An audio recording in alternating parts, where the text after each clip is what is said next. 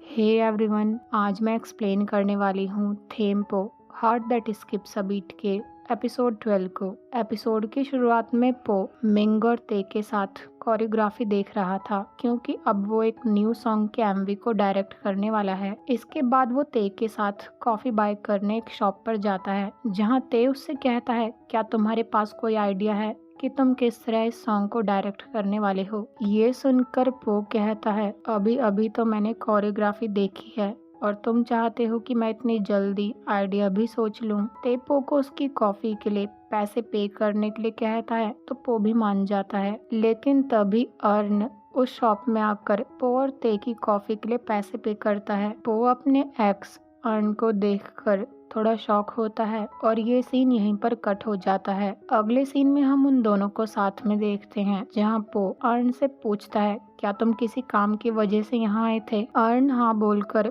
पो से पूछता है, तुम कैसे हो, क्या तुम्हारी लाइफ में सब कुछ अच्छा चल रहा है। वैसे जिस म्यूजिक वीडियो को तुमने डायरेक्ट किया था वो बहुत अमेजिंग थी, इसलिए तुम्हें वनर ने डायरेक्टर की पोस्ट के लिए प्रमोट कर दिया है। अब तुम्हारा बहुत ब्राइट फ्यूचर है। सच बोलूं तो मैं यहाँ बस तुम्हें कॉन्ग्रेचुलेट करने आया था। ये सुनकर पो कहता है, लेकिन अभी तो तुमने बोला कि तुम किसी काम की वजह से यहाँ आए थे। अर्न उसकी बात सुनकर स्माइल करके कहता है, मैं बस कूल बनने की कोशिश कर रहा था। मैं तो तुमसे यहाँ माफी मांगने आया था क्योंकि पास्ट में मैंने तुम्हें बहुत बुरी तरह से ट्रीट किया था। वो पो से सॉरी बोलता है तो पो कहता है, मुझे लगता है मैं तुम्हें समझ पा रहा हूँ कि तुमने पास्ट में मुझे इस तरह से ट्रीट क्यों किया था और तुम मेरे साथ इतने मीन क्यों थे। कभी कभी दो लोग एक दूसरे के लिए नहीं बने होते हैं। सच कहूँ तो एक बार मैंने सोचा था कि अगर कभी मैं दोबारा तुमसे मिला तो मैं तुम्हारे फेस को कुचल दूंगा, लेकिन अब तुम मेरे सामने बैठे हो तो मुझे ऐसा कुछ भी फील नहीं हो रहा है। ये सुनकर अर्न कहता है, लेकिन क्यों, क्या मैं हैंडसम हूँ इसलिए। तो पो कहता, अगर तुम मुझे नहीं छोड़ते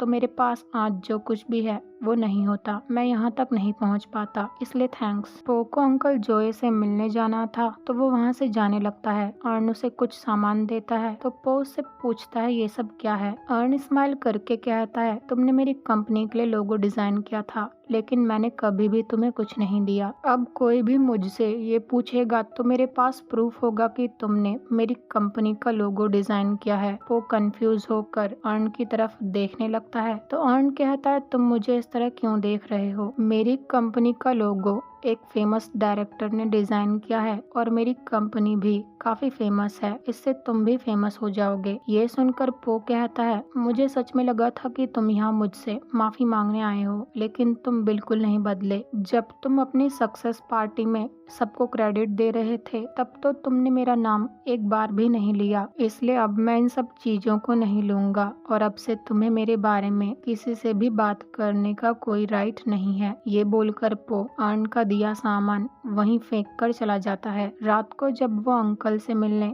शॉप में आता है तो अंकल पो से पूछते हैं, क्या बात है, तुम इतने परेशान क्यों लग रहे हो। पो कहता है, आज मैं अर्न से मिला। ये सुनकर अंकल कहते हैं, तुम्हारे एक्स को तुम्हारे पास वापस आने में ज्यादा समय नहीं लगा। पो कहता है, ऐसी कोई बात नहीं है, वो तो अपने ऐप का क्रेडिट मुझे देना चाहता है। जब कोई मुझे जानता भी नहीं था तब उसने ऐसा कुछ नहीं किया, लेकिन मैंने भी उससे बोल दिया है कि उसे मेरे बारे में किसी से भी बात करने का कोई राइट नहीं है। अंकल स्माइल करके उसे कहते हैं, क्या तुम्हें अर्न को उसकी प्लेस दिखाकर अच्छा फील हुआ। पो मना करके कहता है, ऐसी बात नहीं है। तो अंकल कहते हैं, मुझे लगा तुम अब तक इसलिए इतनी मेहनत कर रहे थे ताकि तुम सक्सेसफुल हो पाओ। ये सुनकर पो कहता है, मैं खुद भी सरप्राइज हूँ। मैं जिस जॉब को पाना चाहता था वो मेरे पास है। सब मेरी तारीफ करते हैं कि मैं इन सब प्रॉब्लम्स को ओवरकम कर पाया, लेकिन तब भी मुझे ऐसा फील नहीं हो रहा है कि मैंने अपनी लाइफ में कुछ जीता है। ये सुनकर अंकल पो से पूछते हैं, क्या कभी तुमने अकेले बैठकर अपने आप से पूछा है कि तुम ऐसा फील क्यों कर रहे हो। पो कहता है, मैंने बैठकर आपको देखा है। कभी कभी मुझे आपसे जेलस फील होता है कि आप अपनी ड्रीम जॉब अब तक कर रहे हो, लेकिन अभी तक आप टायर्ड फील नहीं करते हो।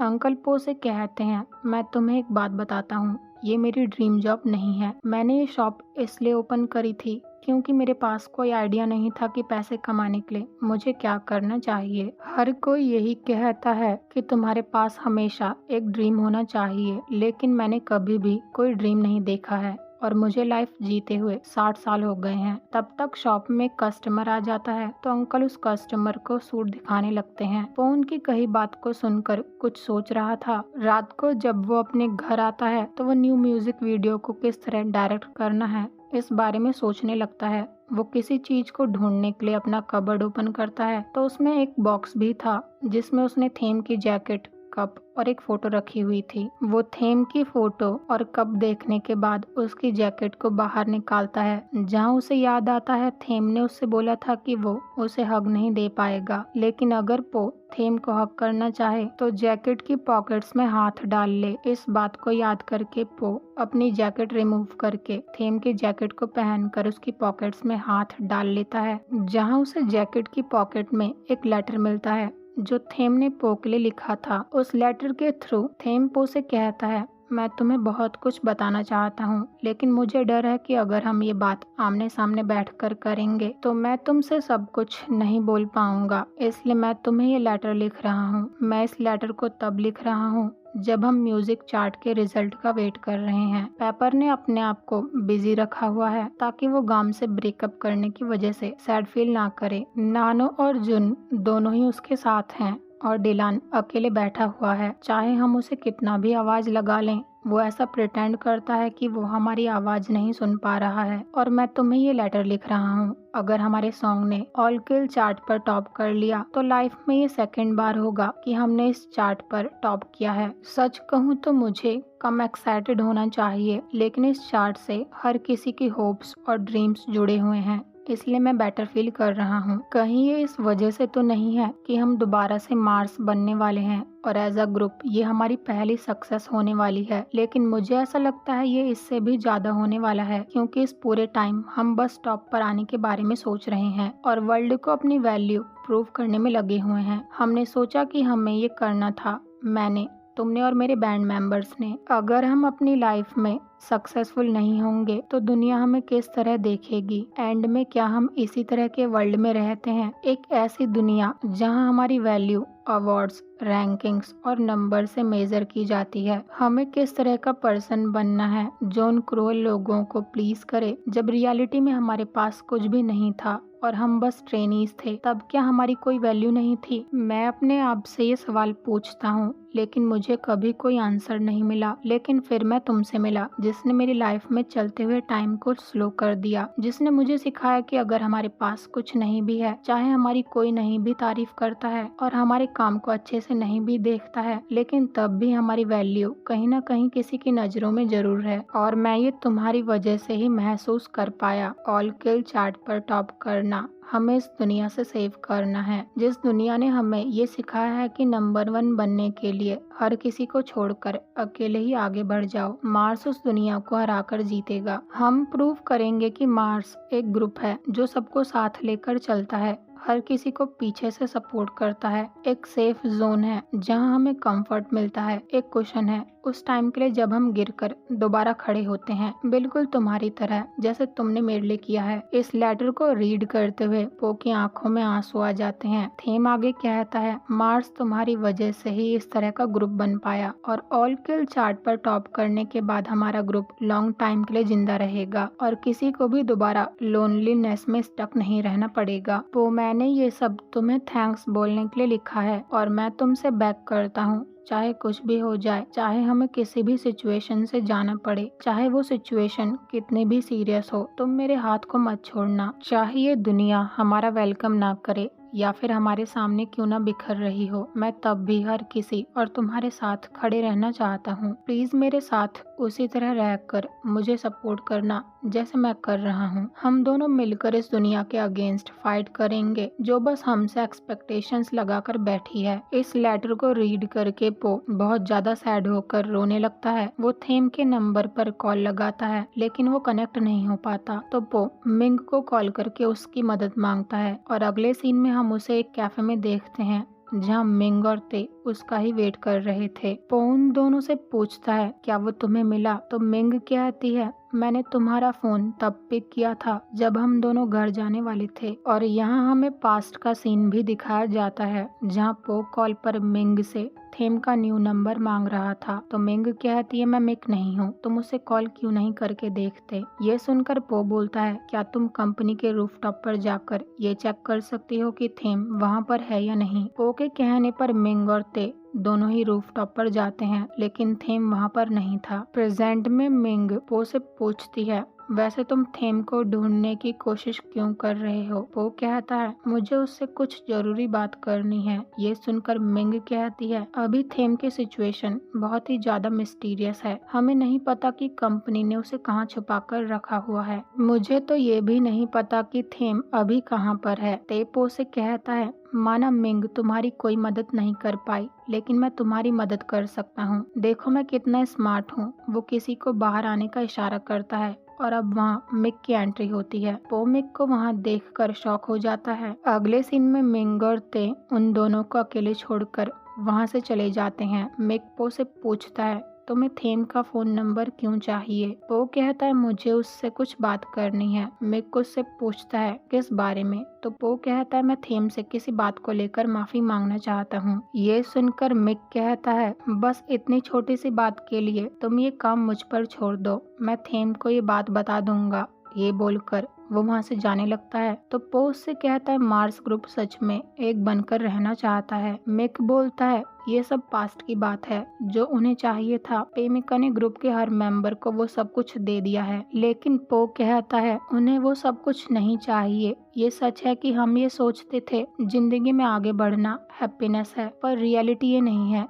और क्या हमें चीजों को ठीक करने का भी राइट नहीं है। तुम तो मार्स के साथ मुझसे पहले से हो, उन्हें क्या चाहिए तुम्हें मुझसे ज्यादा अच्छे से पता होना चाहिए। मिक बोलता है लेकिन कंपनी उन्हें बस यही ऑफर कर सकती है। क्या तुम ये बोल रहे हो जब कंपनी ने तुम्हें डायरेक्टर बनाया तब तुम डायरेक्टर नहीं बनना चाहते थे। वो कहता है हाँ मिक तुम सही हो, माना मैं पहले एक डायरेक्टर बनना चाहता था, लेकिन अब नहीं। अभी बस मुझे थेम का नंबर चाहिए और उससे मिलने का एक चांस। मैं उसे सच में खुश देखना चाहता हूँ, इसलिए उसकी हेल्प करो। मिक पो से कहता है ठीक है, कल कंपनी आ जाना। जहाँ तुम और थेम एक दूसरे से मिलते थे वहाँ पर तुम थेम से मिल लेना। ये बोलकर वो वहाँ से चला जाता है। अगली सुबह पो रूफटॉप पर बैठकर थेम के आने का वेट कर रहा था, लेकिन तभी वहाँ प्रेमिका की एंट्री होती है। वो पो से कहती है तो तुम और थेम यहाँ मिला करते थे, मुझे नहीं पता था यहाँ इतना पीसफुल होगा। वो कुछ भी नहीं बोल पाता। तो प्रेमिका कहती है मिक ने मुझे बताया तुम कंपनी के फैसले से खुश नहीं हो। ये सुनकर पो कहता है मैं तो बस ये चाहता हूँ कि थेम को जो चाहिए वो उसे मिल जाए। तो प्रेमिका कहती है मैं भी यही चाहती हूँ, लेकिन मुझे ऐसा लगता है हम दोनों के देखने का नजरिया अलग है। चाहे कुछ भी हो, मार्स ग्रुप वनर का एसेट है। वो एक टीम है जिसे कंपनी की पॉलिसीज को फॉलो करना है और हर किसी मेंबर को पॉलिसीज के बारे में पता होना चाहिए। और अगर उन्हें ये बात नहीं पता है तो वो जाकर कहीं और ट्रेनिंग करें। ऐसा लगता है तुमने इस कंपनी को गलती से ज्वाइन कर लिया और हमारे विचार सेम नहीं है और तुम एक डायरेक्टर नहीं बनना चाहते हो, इसलिए तुम्हारा इस कंपनी को छोड़कर चले जाना ठीक है। हम ऐसे पर्सन को इस कंपनी में नहीं रहने दे सकते हैं जो मार्स ग्रुप और थेम को हार्म करे। वो पो से उसका आईडी कार्ड वापस मांगती है तो पो अपना आईडी कार्ड उतार कर प्रेमिका को दे देता है। तो प्रेमिका उससे कहती है आज से तुम वनर के एम्प्लॉय नहीं हो और मैं तुमसे कंपनी का सारा सामान वापस ले लूंगी और उसमें आर्टिस्ट के नंबर भी इंक्लूड हैं। अगले सीन में पो अपना सारा सामान लेकर सैंडविच स्टॉल के पास जाता है जहां वो एक सैंडविच ऑर्डर करता है। उसे परेशान देखकर स्टॉल वाला पर्सन उससे पूछता है क्या कोई बात है जो तुम इतना वरिड हो। ये सुनकर पो कहता है मैं गिल्टी फील कर रहा हूँ, मुझे ऐसा फील हो रहा है कि मुझे कुछ और करना चाहिए था, लेकिन मुझे समझ नहीं आया कि मैं क्या करूं। स्टॉल वाला कहता है क्या तुमने अपने फ्रेंड से इस बारे में एडवाइस ली। पो कहता है अब मैं किससे बात करूं, मैं किसी से भी बात नहीं कर सकता हूँ क्योंकि अब उसके पास किसी का भी नंबर नहीं था। स्टॉल वाला उसे एक की जगह 5 सैंडविच देता है। तो पो कहता है मैं इतनी सारी सैंडविच नहीं खा सकता हूँ। तो स्टॉल वाला कहता है तुम पीछे देखो। जब वो पीछे देखता है तो वहाँ पर जुन, पेपर, डिलान और नानो बैठे हुए थे। पो उनसे पूछता है तुम सब यहाँ क्या कर रहे हो। डिलान पेपर को एक्सप्लेन करने के लिए कहता है तो पेपर जुन को जुन पो को बताने वाला था तो नानो जुन से कहता, अगर तुम पो को ये बात नहीं बताना चाहते हो तो मैं उसे ये बात बता देता हूँ और मैं इस बात को और भी इंटरेस्टिंग तरीके से पो को बताऊंगा। लेकिन जुन बोलता है तुम रहने दो। वो पो से कहता है, एक टाइम पर मैंने थेम को तुम्हारे बारे में डांटा था और उसने मुझे तुम्हारी फेवरेट सैंडविच और सैंडविच शॉप के बारे में बताया था, और जब मुझे पता चला कि तुम दोबारा से मार्स ग्रुप को एक करना चाहते हो तो मैंने इस लोकेशन को ढूंढा और हमें पता चला कि अगर हमें तुमसे मिलना है तो हमें यहाँ तुम्हारा वेट करना होगा। पो जुन से पूछता है, तुम्हें कैसे पता चला कि मैं मार्स ग्रुप को रियूनाइट करने की सोच रहा हूँ? तो जुन कहता है, तुमने किसी को ये बात बताई थी और उसने हमें ये बात बता दी। पो बोलता है, क्या तुम मिंग और ते की बात कर रहे हो? ये सुनकर जुन स्माइल करता है तो पेपर पो से पूछता है, तुम मार्स ग्रुप को दोबारा से कैसे रियूनाइट करोगे? तुम्हारे पास क्या प्लान है? पो कुछ बोलता उससे पहले ही ये सीन यहीं पर कट हो जाता है। अगले सीन में हम पो को जुन, पेपर, डिलान और नानो के साथ एक कैफे में देखते हैं जहां वो उन्हें थेम का स्केड्यूल दिखाकर कहता है, जिस दिन थेम कोरियन टीम से बात करने वाला है मैं उस दिन थेम से मिलने की सोच रहा हूँ। मैं उससे कहूँगा कि वो कंपनी से कॉन्ट्रैक्ट ले ले ताकि हम उसे अच्छे से रिव्यू करके लूप होल्स ढूंढ पाएं ताकि हमें कॉन्ट्रैक्ट में कुछ चेंज करने का मौका मिल पाए। ये सुनकर डिलान कहता है, जब तक हम लूप होल्स ढूंढेंगे तब तक बहुत देर हो चुकी होगी। तो पो कहता है, क्या हमें कॉन्सर्ट से पहले ऐसा कोई मौका मिल पाएगा जहां तुम सब और थेम एक दूसरे से मिलकर बात कर पाओ? तो पेपर कहता, ये तो नहीं हो सकता क्योंकि कंपनी हमें कॉन्सर्ट से पहले थेम से नहीं मिलने देगी। नानो पो को बताता है, अब तक तो थेम के फोन से सारे कॉन्टैक्ट्स इरेज भी कर दिए गए होंगे। जुन पो से कहता है, अगर हम कुछ करने वाले हैं तो ये बात प्रेमिका को पता नहीं चलनी चाहिए और कॉन्सर्ट में हम सब कुछ हैंडल कर लेंगे। पो कहता है, अगर तुम ये सब कॉन्सर्ट वाले दिन करोगे तो वनर को नुकसान होगा और तुम सब ट्रबल में पड़ जाओगे। वनर तुम्हें सू भी कर सकती है। नानो कहता है, अगर हम कोई कदम उठाने ही वाले हैं तो इस टाइम हमें किसी भी कीमत पर सक्सीड होना है। जुन पो से पूछता है, क्या तुम्हारे पास कोई और आइडिया नहीं है? तो पो कहता है, मेरे पास एक और आइडिया है, लेकिन अब मैं वनर का एम्प्लॉय नहीं हूँ और वो काम बैक स्टेज से ही हो सकता है। ये सुनकर नानो कहता है, तब तो ये काम तुम्हारे लिए बहुत इजी है। तुमसे छोटी मोटी गलती हो भी गई तो कोई भी तुम्हें नहीं बुलाएगा। वो पो को कंपनी का एक कार्ड देता है तो पेपर पो से कहता है, मिक ने प्रेमिका से बोलकर तुम्हें इसलिए फायर करवाया क्योंकि वो चाहता था कि तुम फ्रीली ये काम कर पाओ। पो को कुछ भी समझ नहीं आता तो जुन पो से कहता है, माना ऐसा लगता है कि मिक प्रेमिका के साथ है और हमें इग्नोर कर रहा है, लेकिन उसने हमेशा हमारा साथ दिया है। वो शायद तब से ही सब कुछ जानता था जब मैंने पहली बार तुम्हारा नाम बताने के लिए उसे कॉल किया था, लेकिन उसने हमें हमारा काम करने दिया क्योंकि उसे हमारे काम से कोई अफेक्ट नहीं पड़ा। ऐसा लगता है वो पहले से ही हमारी मदद कर रहा था, लेकिन जब उसे ये बात पता चली कि तुम दोबारा से थेम की मदद करना चाहते हो तो उसने सबसे पहले मुझे कॉल किया और ये मेरा और मिक का ही प्लान था कि अगर तुम्हें कंपनी से फायर करवा दिया गया तो तुम अपने काम को अच्छे से कर पाओगे। ये सुनकर पो कहता है, इसका मतलब तुम सब इस कॉन्सर्ट के लिए जाओगे और सब कुछ मिक हैंडल करेगा और मैं बिल्कुल फ्री रहकर सब कुछ कर सकता हूँ, राइट? नानो हाँ बोलकर कहता है, लेकिन एक प्रॉब्लम है, हम थेम से बात नहीं कर सकते हैं और वो अकेले इस कॉन्सर्ट के लिए प्रैक्टिस कर रहा है। डिलान पो को बताता है कि प्रेमिका थेम को मॉनिटर कर रही है। पेपर कहता है, क्या हमें मिक के साथ मिलकर कोई प्लान बनाना चाहिए ताकि वो थेम को प्रेमिका से अलग कर पाए और हम थेम से मिल पाए। जुन बोलता है, अगर थेम को हमारे प्लान के बारे में पता नहीं चले तो कैसा रहेगा? डिलान कहता है, ये तो बहुत डिफिकल्ट हो जाएगा। पेपर कहता है, फिर तो प्लान के सक्सेसफुल होने के चांसेस ना के बराबर हैं। लेकिन जुन कहता है, आज तक थेम अकेले ही इतना सब कुछ कर रहा है, उसने हम चारों को एक साथ वापस लाया है, हम उससे ज्यादा वीक तो नहीं होंगे, राइट? जुन के इस बात को सुनकर सब अग्री करते हैं। दूसरी तरफ थेम सॉन्ग गा रहा था जहाँ कोच थेम से कहता है, तुम इस सॉन्ग के वर्ड्स को फील नहीं कर पा रहे हो, दोबारा से ट्राई करो, तुम्हें इस सॉन्ग को गाने से पहले फील करना होगा। थेम कोच को सॉरी बोलकर पो के साथ बिताए सारे ब्यूटीफुल मोमेंट्स को याद करता है। ये एक सैड सॉन्ग था। थेम अब फीलिंग के साथ उस सॉन्ग को गाता है जहां वो अपने सामने कोच की जगह पो को खड़े होकर स्माइल करते हुए देखता है और ये एपिसोड यहीं पर एंड हो जाता है। मिलते हैं अगले एपिसोड में। Thank you so much for watching.